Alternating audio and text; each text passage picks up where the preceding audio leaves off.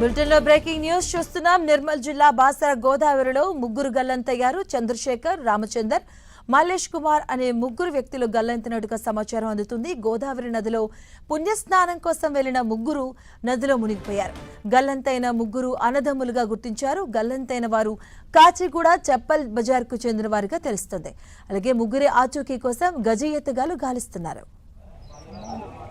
ఇదే అంశానికి సంబంధించిన పూర్తి అప్డేట్స్ మా కరెస్పాండెంట్ ప్రేమ్ సాగర్ అందిస్తారు. ప్రేమ్ సాగర్, బాసర గోదావరి నదిలో పుణ్యస్నానాలు ఆచరిస్తూ ఒకే కుటుంబానికి సంబంధించిన ముగ్గురు గల్లంతయ్యారు. వారికి సంబంధించి వారిని నీళ్లలో అక్కడ గజాయితగాళ్లు పోలీసులు వెతుకుతున్నారు. మృతులు ముగ్గురు కూడా హైదరాబాద్ సంబంధించిన కాచిగూడలోని చప్పల్ బజార్ కు చెందిన ఒకే కుటుంబ సభ్యులుగా గుర్తించారు. వాళ్ళంతా కూడా సొంత అన్నదమ్ములు.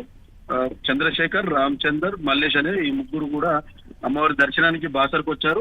దర్శనానికి ముందు గోదావరిలో పుణ్య స్నానాలు చేసేందుకు గోదావరి నది లోపలికి వెళ్లిన క్రమంలో అక్కడ ఒక్కసారిగా ఒకరి తర్వాత ఒకరు కాపాడడానికి పోయి గల్లంతైన పరిస్థితి కనిపిస్తుంది. స్థానికులు చెప్తున్న సమాచారం ప్రకారం ఇప్పటికైతే వాళ్ళ డెడ్ బాడీస్ కానీ మిగతా ఇది కూడా ఆచూకీ లభించలేదు. కుటుంబ సభ్యులు కావచ్చు, మిగతా వాళ్ళంతా కూడా ఎదురు చూస్తున్నారు. తరచూ ఇలాంటి ఘటనలు బాసర గోదావరి వద్ద జరుగుతున్నాయి. కొంత సెక్యూరిటీ మెజర్స్ కావచ్చు,